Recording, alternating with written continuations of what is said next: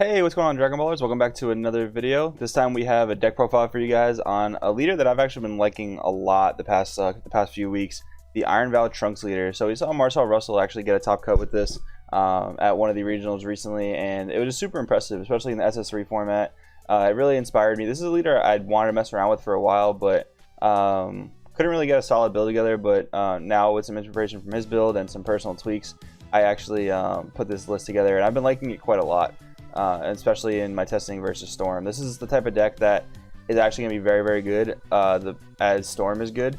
So this is actually a really good deck because it's like the same logic as Mono Blue SS3, right? You just you have a really good Storm matchup because you're able to play a lot of the really good defensive cards, and this leader just gets a really, really big hand size. So real quick before we start though, it would mean the world to me if you guys would hit that subscribe button, hit that like button if you guys have seen our videos before and really enjoy the content, and if you do follow along for the ride and enjoy the video, it'd really mean the world to me if you guys would hit the subscribe button. But now we'll get into the deck profile. So Trunks leader, what he does is on the unawakened side, attacks, draws a card, pretty simple, and he awakens at 4 life and untaps 2 energy. You do want to hit your awaken on your tempo turns usually, but it's actually not the worst thing to awaken on your opponent's turn just for extra energy to defend with, because this is a very defensive deck. Then we have the Iron Val Trunks on the awakened side. So typical attack, draw a card.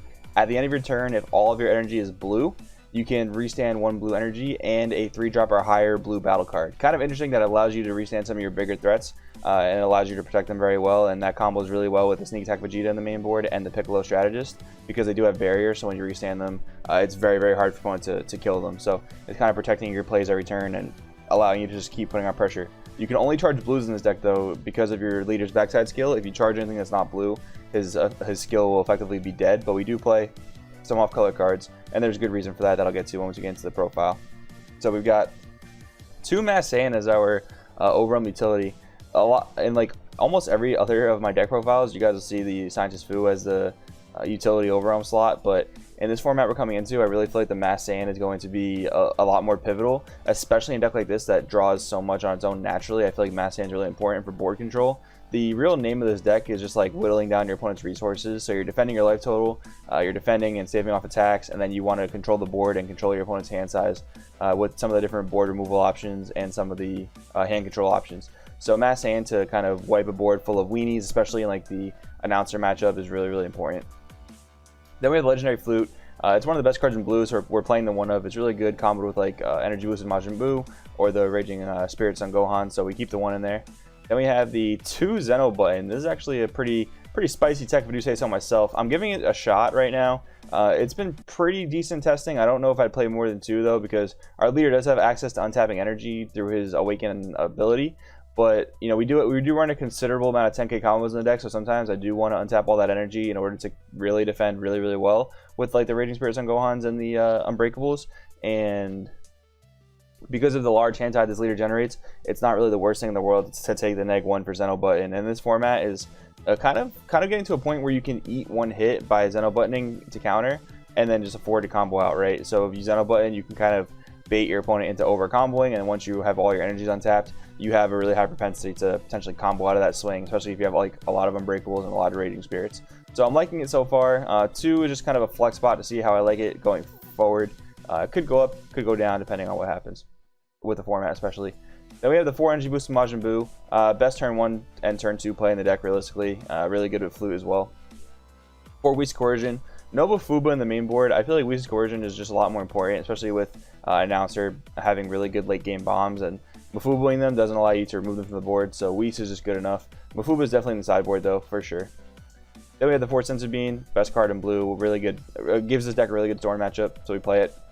Then we have the Unyielding Spirit Trunks. Like I keep saying, this deck like gets a ginormous hand size, so you can afford to combo the Unyielding Spirit Trunks in order to further your plays. So if you're going for game, for example, you drop the Furthering Trunks to drop the Double Strike Kai, or if you're going for like a Double Strike Crit with Piccolo, you can still afford to do it and not really have your hand fall too low because of it.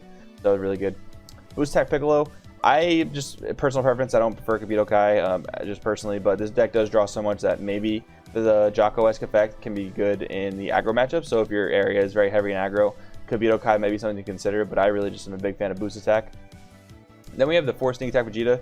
This is one of the best cards to restand with your leader's effect. So you just constantly have the ability to make your opponent top deck cards, almost like the Awakened side of Rudigarn. So you're just swinging with Sneak Attack, making them either waste a card to combo out if they're like trying to save their life total, and making them put a card on top of their deck as well. So you're making them waste like crazy amounts of cards, and the fact that they can't really respond to it is really good. I really like the barrier threats in this deck between Vegeta, Vegito, and Piccolo, because the Goku Oob combo, which is like a really prevalent combo coming out of the World Martial Arts Tournament, can't really deal with any of that stuff. So it's really, really good at helping you maintain a board presence, and then we just play things that help clear a board after the fact. Then we have 4 Oath's Power Takedown to Awaken. This card just kind of gets you there sometimes. Like sometimes you really want to get to that point where you're able to turn on your leader's backside. So Tapeon is really, really good for that. And then we only have 3 Raging Spirits on Gohan. Like I said before, we do run like a decently considerable amount of 10k combos in the deck, and I feel like with Flute to 1, the combo into play battle cards are not necessarily bad, but they're not as valuable as they once were with 4 Flute.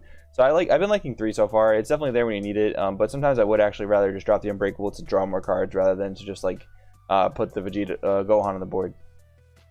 Then we have the 4 Awe-Inspiring Vegito. It's one of the best cards in blue at the current moment, and it's really, really good against Storm. So we have it in the main board for that reason. And the fact that at 5 energy draws you a card, it just helps you maintain that advantage as well. Just keep it up. And then 20k swinging out a battle card if you're trying to clear board is nothing to laugh at. And then you have it in defense. So it's almost like you drew a card and have your leader Senzu Bean going into your opponent's next turn. So it's really, really solid, even in the main board, even against non-aggro decks. And then we have Piccolo the Strategist. So this spot was actually originally the U7 Beerus that when you swing with it, it makes your opponent discard like 6 total worth of energy if they're showing it on board or in their hand or in their field. So that was playing that, and that was just like 4 more 10k combos that I really wasn't a huge fan of, and also didn't allow me to control the board. So I was actually losing a lot to Announcer because like they would drop like the Goku and the Vegeta combo, the 5 drop triple strikers, and like cool, like I would have like 2 or 3 Whis to just negate them and not take the damage. But then on the clapback, I couldn't put enough pressure back on to kill them, so they would just kill me with the Vegetas and Goku's next turn, right? So the Piccolo has actually been really helpful for kind of just maintaining that board control and whittling down resources, and the critical helps a lot too by not having to give them cards off their life. So I really, really like the Piccolo right now. Then we have the 2 Supreme Kai. This is one of the main ways realistically to actually win the game, because there's not a whole lot of double strike in the deck besides the Mass Sand. So dropping the Kai on anything that is just swinging when your opponent's at 2 life is really, really good. Paired with Unyielding Spirit Trunks, it's live a lot of the time. And we have the 4 Unbreakable Super Saiyan Son Goku. So just 4 additional copies of Super Combo. Really, really good in blue leaders, especially a leader like this that can untap energy at the end of the turn.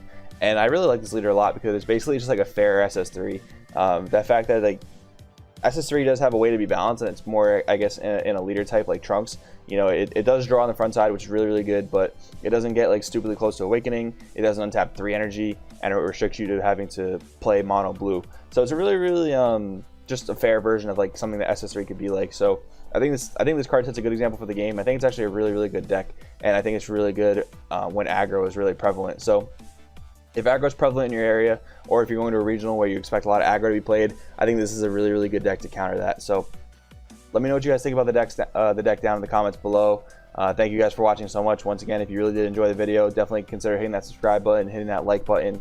Our Discord server link is going to be in the description below. Just check that out to talk about your deck profiles, talk with us at Crossworld TCG, talk with any of the community members on there. They're always looking to have a good conversation with you guys and help you out. So definitely check that out. My name is Joey. This is Crossworld TCG. Thank you so much for watching. We'll see you next time.